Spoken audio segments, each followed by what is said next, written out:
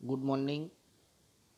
Chapter 9માં આપણે આજે 7મા ભાગમાં દ્વિગૃહી પ્રથા, સ્વતંત્ર, તટસ્થ અને નિષ્પક્ષ ન્યાયતંત્ર તેમજ બંધારણીય સુધારા માટેની જોગવાઈ એવા 3 લક્ષણોની ચર્ચા કરવાના છીએ. મિત્રો, ખૂબ જ અગત્યના અને પાયાના મુદ્દાઓ આપણે સમજી રહ્યા છીએ. જેમ કોઈ મકાનનું બાંધકામ કરીએ આપણે, ત્યારે એના પાયાનું વિશેષ મહત્ત્વ હોય છે. એ જ રીતે આપણા નાગરિકના વિભાગમાં આ પ્રથમ ચેપ્ટરમાં આપણે જે મુદ્દાઓ સમજીએ છીએ તે પછીના પ્રકરણોમાં ખૂબ જ ઉપયોગી છે અને ખૂબ જ મહત્ત્વના છે. એટલે ધ્યાનથી સમજવાનો આપણે પ્રયાસ કરીશું. તો મિત્રો, બંધારણીય છઠ્ઠું લક્ષણ દ્વિગૃહી પ્રથા. દ્વિ એટલે બે ગૃહ, બે ધારાગૃહો હોય છે આપણા ત્યાં લોકશાહીમાં. સંઘમાં પણ બે ધારાગૃહ હોય અને રાજ્યમાં પણ બે ધારાગૃહ હોય. આવું બેઝિક તમે ધોરણ 8માં અભ્યાસ કરેલો. હવે સંઘના બે ધારાગૃહ એટલે લોકસભા અને રાજ્યસભા. રાજ્યના બે ધારાગૃહ એટલે વિધાનસભા અને વિધાન પરિષદ. આટલું પહેલાં મગજમાં ખ્યાલ હોવો જોઈએ. ચલો શરૂઆત કરીએ. તો લોકો દ્વારા ચૂંટાયેલા પ્રતિનિધિઓમાંથી બનેલી લોકસભા છે. મતલબ આપણે આપણા જે પ્રતિનિધિઓને ચૂંટીએ છીએ એમાંથી લોકસભાની રચના થાય છે. તમને ખ્યાલ હશે, 2019માં છેલ્લે લોકસભાની ચૂંટણી થઈ. હજી તમે બાહ્ય રાજકીય પરિસ્થિતિઓ સાથે એટલા બધા જોડાયેલા નથી કે જે કંઈ સમાચાર પત્રો, ટીવી ન્યૂઝ પ્રસારિત થાય છે એ કદાચ તમે નિયમિતપણે જોતા પણ ન હોય. એટલે આ બધી પરિસ્થિતિઓથી તમે વાકેફ ન હોય. છેલ્લે 2019માં લોકસભાની ચૂંટણી થયેલી. તો લોકસભામાં જે સભ્યો ચૂંટાય છે એને કોણે ચૂંટ્યા? તો લોકોએ, આપણે પોતે, પ્રત્યક્ષ. એટલે લોકશાહીમાં લોકસભામાં જ સાચી સત્તા સ્થાપિત થાય છે. સાચી સત્તા લોકશાહીમાં લોકસભામાં જ સ્થાપિત થયેલી હોય છે. હવે આના ઉપરથી એક વાત સાબિત થઈ કે લોકસભા મહત્વનું ગૃહ છે. સંસદના બે ગૃહ હોય, ઉપલું ગૃહ રાજ્યસભા અને નીચલું ગૃહ લોકસભા. સંસદના બે ગૃહ, ઉપલું ગૃહ રાજ્યસભા અને નીચલું ગૃહ લોકસભા. ખાલી ફક્ત આપણે એટલું ધ્યાનમાં નહીં રાખવાનું કે ઉપલું ગૃહ અને નીચલું ગૃહ. પરીક્ષામાં ખાસ પૂછાય છે આ બાબત કે ઉપલું ગૃહ કયું? તો રાજ્યસભા અને નીચલું ગૃહ કયું? તો લોકસભા. હવે મિત્રો, પ્રધાનમંડળ જે વડાપ્રધાનની નીચે હોય, એ પ્રધાનમંડળની રચના એ પણ સંસદ સભ્યોમાંથી કરવામાં આવે છે. આપણે જે લોકસભામાં પ્રતિનિધિઓને ચૂંટીએ છીએ એમાં જે પક્ષની બહુમતી હોય એ પક્ષના સંસદ સભ્યોમાંથી કેટલાક સંસદ સભ્યોને શેમાં સ્થાન મળે છે? તો પ્રધાનમંડળમાં. પરંતુ એક વાત ચોક્કસ અહીંયા ધ્યાન રાખવાની કે પ્રધાનમંડળ એ સંસદને જવાબદાર છે. એ મનસ્વી રીતે પોતાની સત્તા ભોગવી શકતું નથી. પ્રધાનમંડળની સત્તાનો આધાર સંસદ ઉપર છે. જો એટલા માટે સ્પષ્ટતા કરી છે કે પ્રધાનમંડળ લોકસભાનો વિશ્વાસ ધરાવે ત્યાં સુધી જ સત્તા પર રહી શકે છે. વાત સમજાય એવી છે કે જ્યાં સુધી લોકસભાનો ટેકો હોય ત્યાં સુધી પ્રધાનમંડળ સત્તા ભોગવી શકે. આપણે આગળ એક વાતની સ્પષ્ટતા થયેલી એક મુદ્દાની, એટલા માટે તો આપણે જવાબદાર સરકાર એવું કહીએ છીએ. એટલે સંયુક્ત જવાબદારીના સિદ્ધાંત ઉપર કામ કરે છે પ્રધાનમંડળ કે સંસદીય સરકાર, સંયુક્ત જવાબદારીના સિદ્ધાંત મુજબ. હવે પ્રધાનમંડળમાં અત્યંત મહત્વના નિર્ણયો લેવાતા હોય. જુદી જુદી ચર્ચાઓ, વિચાર વિમર્શ કર્યા પછી જુદા જુદા પ્રધાનોને જુદી જુદી જવાબદારીઓ સોંપેલી હોય, અલગ અલગ શિક્ષણ, આરોગ્ય, માર્ગ અને પરિવહન, સંદેશા વ્યવહાર. એ પ્રમાણે કેન્દ્રમાં રાષ્ટ્રપતિના નામે બધો જ વહીવટ ચાલે છે. એ જ મુજબ રાજ્યમાં રાજ્યપાલના ગવર્નર, મતલબ રાજ્યપાલ, બીજી રીતે અંગ્રેજી શબ્દ ગવર્નર, એમના નામે વહીવટ ચાલે. કેન્દ્રનો બધો જ વહીવટ રાષ્ટ્રપતિના નામે ચાલે, રાજ્યમાં બધો જ વહીવટ રાજ્યપાલના નામે ચાલે.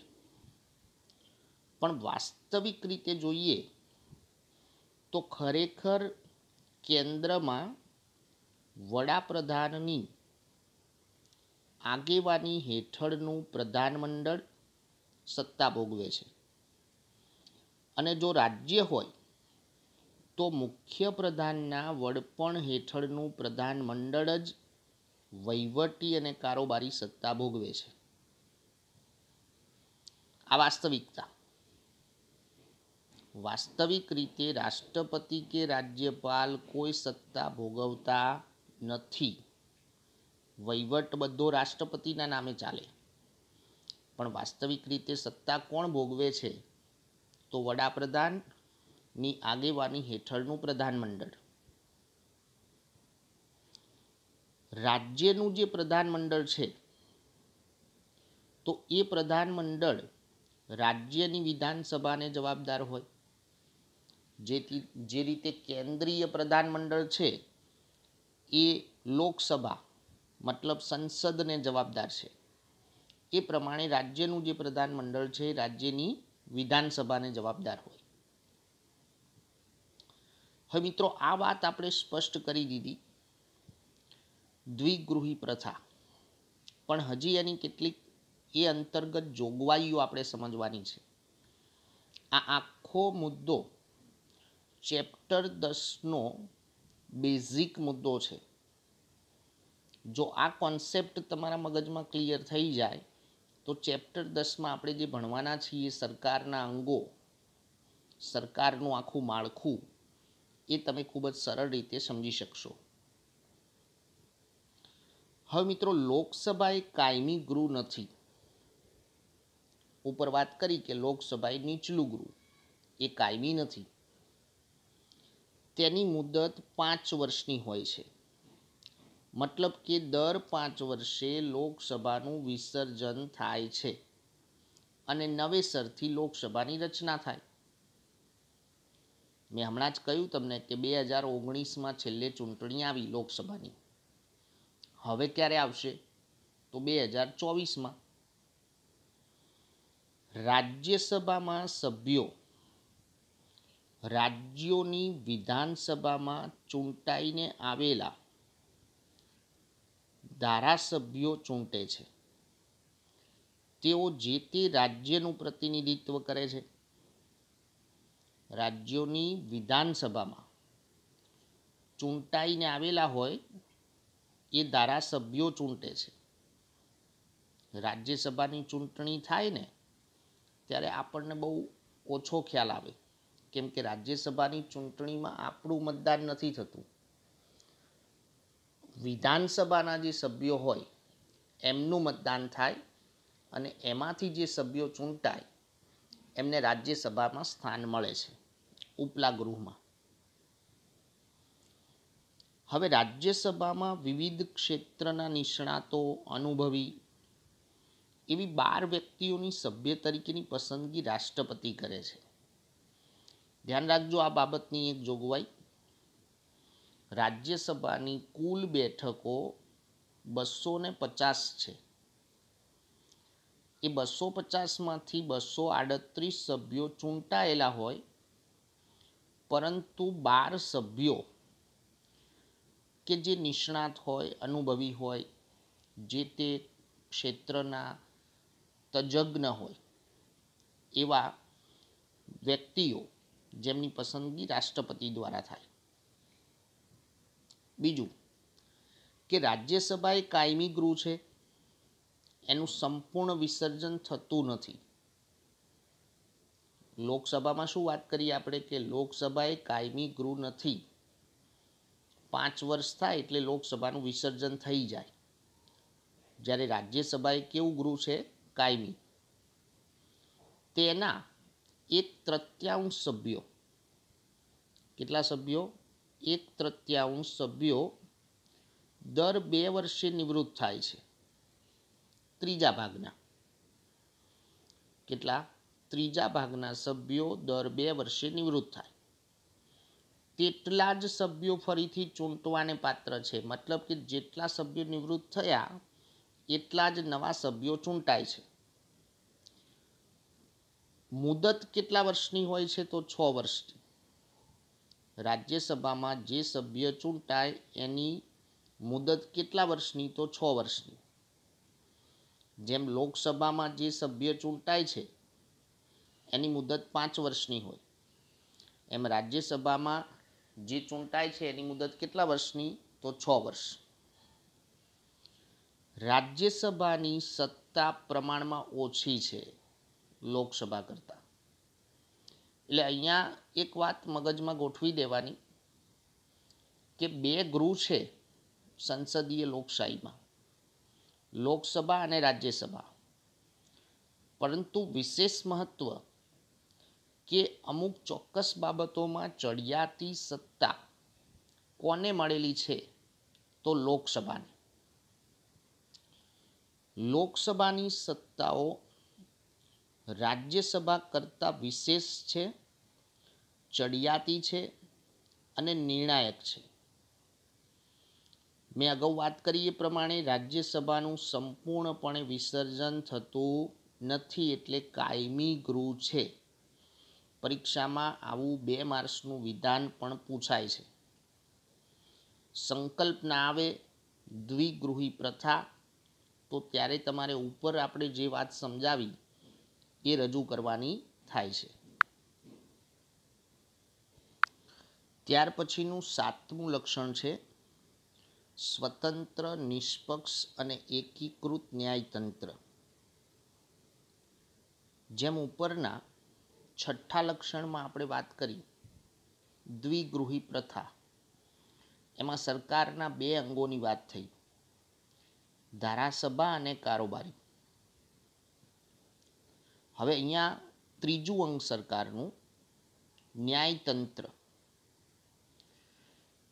આપણી શાસન વ્યવસ્થામાં ધારાસભા કાયદો ઘડે છે, કારોબારી એ કાયદાનો અમલ કરે છે અને ન્યાયતંત્ર એ કાયદાનું અર્થઘટન કરે અને કાયદાનો અમલ કરાવે છે.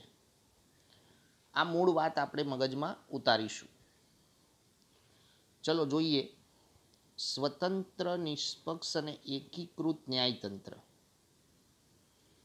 બંધારણીય જોગવાઈ અનુસાર ભારતમાં સળંગ, મતલબ એક જ સૂત્રમાં, સ્વતંત્ર અને નિષ્પક્ષ એક સૂત્રી ન્યાયતંત્રની સ્થાપના કરવામાં આવી છે. એક જ સૂત્રમાં, જેને ક્યારેય જુદું પાડી શકાય નહીં. ફરી એકવાર યાદ કરી લઈએ, ધોરણ 8માં ભણ્યા હતા આપણે, સેમ 2માં. આપણી ટોચ ઉપર સર્વોચ્ચ અદાલત છે ભારતીય ન્યાયતંત્રમાં. દરેક રાજ્યોમાં વડી અદાલત છે અને ત્યાર પછી સૌથી નીચે તાલુકા અને જિલ્લા અદાલતો છે. જેની ટોચે સર્વોચ્ચ અદાલત, પછી મધ્યમાં એટલે કે રાજ્ય કક્ષાએ વડી અદાલત છે, નીચલી કક્ષાએ જિલ્લા કક્ષાની અને તાબાની અદાલતો તેમજ વિશેષ અદાલતો હોય છે. આ આપણું ન્યાયતંત્રનું માળખું. સર્વોચ્ચ અદાલતના ચુકાદા ભારતમાં આવેલ તમામ અદાલતો માટે બંધન કરતા છે. મતલબ કે સર્વોચ્ચ અદાલતે કોઈ ચુકાદો આપ્યો છે તો એ ચુકાદો અન્ય કોઈ પણ અદાલતમાં પડકારી શકાતો નથી. સુપ્રીમ કોર્ટ દ્વારા થયેલું અર્થઘટન, કોઈ ચુકાદો, કોઈ આદેશ જે અન્ય કોઈ અદાલતમાં રજૂ ન કરી શકાય, એટલી વિશેષ સત્તાઓ સર્વોચ્ચ અદાલતને મળેલી છે. સંઘ અને રાજ્ય સરકાર વચ્ચે બંધારણીય બાબતો કે કાયદાના કોઈ અર્થઘટન વખતે કોઈ વિવાદ થાય, અગાઉ આપણે ભણ્યા સત્તા વિશ્લેષણ, સંઘ અને રાજ્ય વચ્ચે સત્તાઓનું વિભાજન થયેલું છે, કાયદો ઘડવાની સત્તા.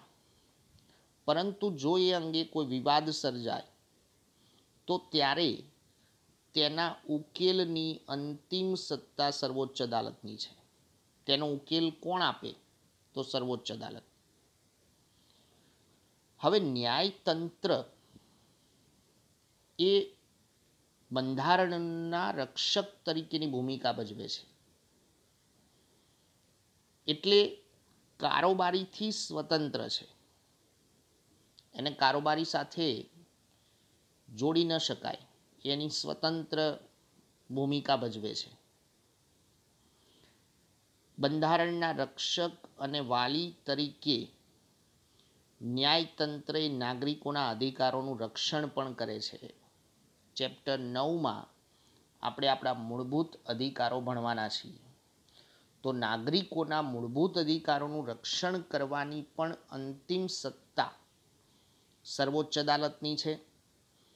બંધારણના રક્ષક તરીકે અને વાલી તરીકેની ફરજ અદા કરે છે.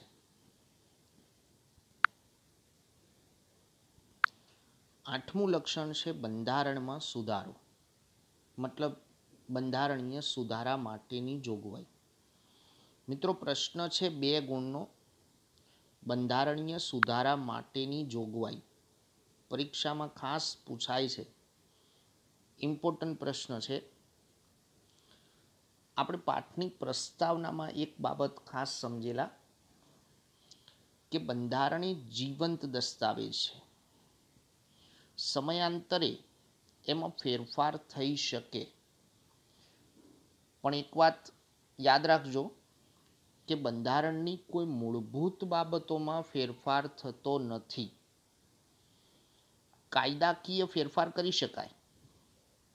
જૂના અપ્રસ્તુત કાયદાઓ હોય કે જે વર્તમાન સમયમાં જરૂર નથી, તો એવા કાયદાઓને રદ કરી હાલની પરિસ્થિતિઓને અનુરૂપ કોઈ નવા કાયદાઓ ઘડી શકાય.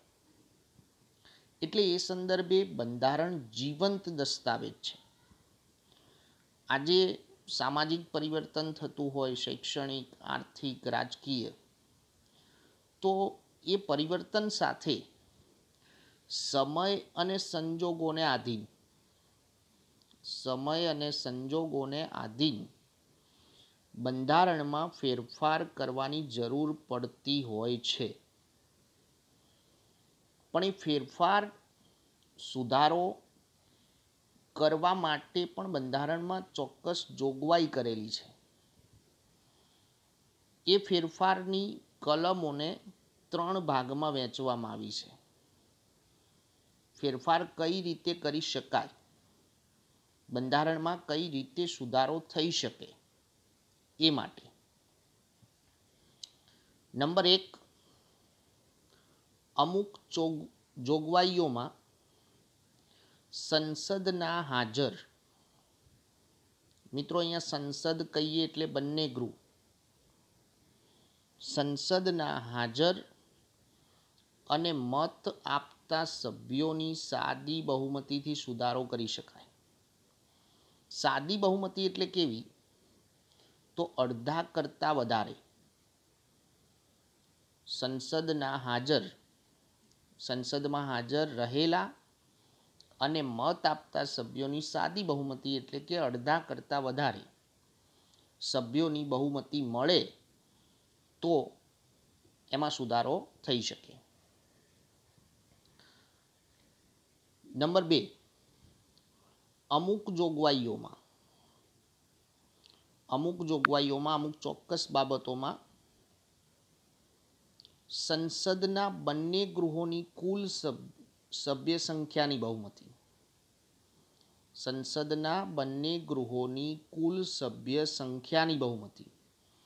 હવે સંસદના બંને ગૃહોની સભ્ય સંખ્યા તમને અત્યારે હાલ જણાવી દઉં છું કે લોકસભામાં 545 સભ્યો હોય અને રાજ્યસભામાં 250 સભ્યો હોય. હવે હાજર તેમજ મત આપતા સંસદના બંને ગૃહોની કુલ સભ્ય સંખ્યાની બહુમતી અને હાજર તેમજ મત આપતા સભ્યોની 2/3 બહુમતી સ્પષ્ટ રીતે મળે તો તેમાં ફેરફાર થઈ શકે. કોઈ મહત્વના ફેરફાર કરવાના હોય તો ત્યારે એક બીજી જોગવાઈ આ પ્રમાણે છે. નંબર 3, બંધારણના અમુક ભાગોમાં સુધારો કરવા માટે કોઈ મહત્વની જોગવાઈ છે, કોઈ મહત્વનો અધિનિયમ છે અને એમાં જો સુધારો કરવો હોય તો ત્યારે સંસદના બંને ગૃહોની કુલ સભ્ય સંખ્યાની બહુમતી, હાજર અને મત આપતા સભ્યોની 2/3 બહુમતી, જે ઉપરના બીજા મુદ્દામાં વાત કરીએ સેમ, સંસદના બંને ગૃહ એની કુલ સભ્ય સંખ્યાની બહુમતી, હાજર અને મત આપતા સભ્યોની 2/3 બહુમતી. બીજું શું? તો અડધા કરતાં વધુ ઘટક રાજ્યોની વિધાનસભા ગૃહોની પણ મંજૂરી જરૂરી છે. જેટલા પણ ઘટક રાજ્યો છે એના અડધા કરતાં વધારે એટલે કે 50% કરતાં વધુ વિધાનસભા ગૃહો જો મંજૂરી આપે તો જ સુધારો થઈ શકે. આ ત્રીજી જે જોગવાઈ આપણે સમજ્યા એ અમુક વિશેષ બાબતો કોઈ મહત્વના ફેરફાર કરવા હોય ત્યારે લાગુ પડે છે. તમારે પરીક્ષામાં 2 ગુણમાં પ્રશ્ન પૂછાય એટલે આ 3 જોગવાઈ રજૂ કરવાની થાય છે. કેન્દ્ર અને રાજ્યોના આંતર સંબંધ કાયમી સંબંધ છે કેન્દ્ર અને રાજ્ય વચ્ચે, કે પછી ઉચ્ચ ન્યાયતંત્રના માળખામાં. ઉચ્ચ ન્યાયતંત્ર એટલે સુપ્રીમ કોર્ટ, સર્વોચ્ચ અદાલત, એના માળખામાં કોઈ સુધારો કરવાનો હોય ત્યારે કુલ રાજ્યોના ઓછામાં ઓછા અડધા રાજ્યોની સંમતિથી જ એ સુધારો કરી શકાય. મતલબ કે ત્રીજી જોગવાઈ પ્રમાણે, જે ત્રીજી જોગવાઈ આપણે જોઈ એમાં વાત શું કરી આપણે? અડધા કરતાં વધુ ઘટક રાજ્યોની વિધાનસભા ગૃહોની પણ મંજૂરી જરૂરી છે, એ મુજબ સુધારો થઈ શકે. જ્યારે કેન્દ્ર કે રાજ્યના આંતર સંબંધ ઉચ્ચ ન્યાયતંત્રના માળખામાં સુધારો કરવાનો હોય છે ત્યારે. ન્યાયિક ચુકાદાના આધારે સંસદ દ્વારા બંધારણમાં સુધારો કરવામાં આવે છે. કોઈ ન્યાયિક ચુકાદો આપ્યો હોય સર્વોચ્ચ અદાલતે તો એ સંજોગોમાં સંસદ પણ બંધારણીય સુધારો કરી શકે. ખાસ અગત્યની વાત મેં અગાઉ તમને પહેલાં જ સ્પષ્ટ કહ્યું કે બંધારણના મૂળભૂત માળખામાં ફેરફાર કરી શકાય નહીં. એની કોઈ મૂળભૂત બાબતોમાં ફેરફાર ના કરી શકાય, કાયદાકીય જોગવાઈઓ, કોઈ અનુસૂચિ, એના કોઈ કાયદાકીય અધિનિયમો, તો એમાં ફેરફાર થઈ શકે. તો મિત્રો આ પ્રમાણે બંધારણની ઘણી બાબતો, મોટાભાગની, કે જે સંસદની સાદી બહુમતીથી સુધારો કરી શકાય છે, સંસદની સાદી બહુમતીથી સુધારો કરી શકાય. એટલે એ સંદર્ભે બંધારણ સુપરિવર્તનશીલ અને લચીલું ગણાય છે. મતલબ કે સરળતાથી એમાં ફેરફાર કરી શકાય. પરંતુ કેટલીક બાબતો એવી છે કે જેમાં બંધારણમાં સાદી બહુમતીથી સુધારો કરી શકાતો નથી. રાજ્યોના અનુમોદન વગર સુધારો શક્ય નથી. મતલબ કે રાજ્યોની અનુમતિ લેવી પડે, રાજ્યોની મંજૂરી લેવી પડે, તો તેટલા અંશે તે દુષ્કર છે, મતલબ કે મુશ્કેલ છે. બંધારણીય સુધારો કરવો એ મુશ્કેલ છે. એટલે આ પ્રમાણે બંનેનું મિશ્રણ છે. એટલે ભારતીય બંધારણનું આ એક આગવું લક્ષણ છે. એટલે કેટલીક રીતે વિચારીએ તો બંધારણીય સુધારો કરવો સરળ છે, અને કેટલીક રીતે વિચારીએ તો બંધારણીય સુધારો કરવો એ કઠિન, મુશ્કેલ છે એમ. તો મિત્રો આજના આ વિડીયો તાસમાં આપણે 3 અગત્યના લક્ષણોનો અભ્યાસ કર્યો, એની ચર્ચા કરી. દ્વિગૃહી પ્રથા, સ્વતંત્ર નિષ્પક્ષ અને ન્યાયતંત્ર, સ્વતંત્ર નિષ્પક્ષ અને તટસ્થ ન્યાયતંત્રની ભૂમિકા શું છે, અને બંધારણીય સુધારાની જોગવાઈઓ. 2 ગુણના 2 પ્રશ્નો અહીંયા ખાસ પૂછાય છે, જે તમારે નોટબુકમાં લખવાના છે. બંધારણમાં સુધારો કરવા માટેની જોગવાઈ. એક બીજો પ્રશ્ન એ પણ આપણે ચર્ચા કરી કે રાજ્યસભા એ કાયમી ગૃહ છે, અને એક સંકલ્પના જે સ્વાધ્યાયના પારિભાષિક શબ્દોમાં હશે જ, દ્વિગૃહી પ્રથા. આટલા પ્રશ્નોત્તર તમારે નોટબુકમાં સારા અક્ષરે લખવાના છે. અસ્તુ, પ્રણામ.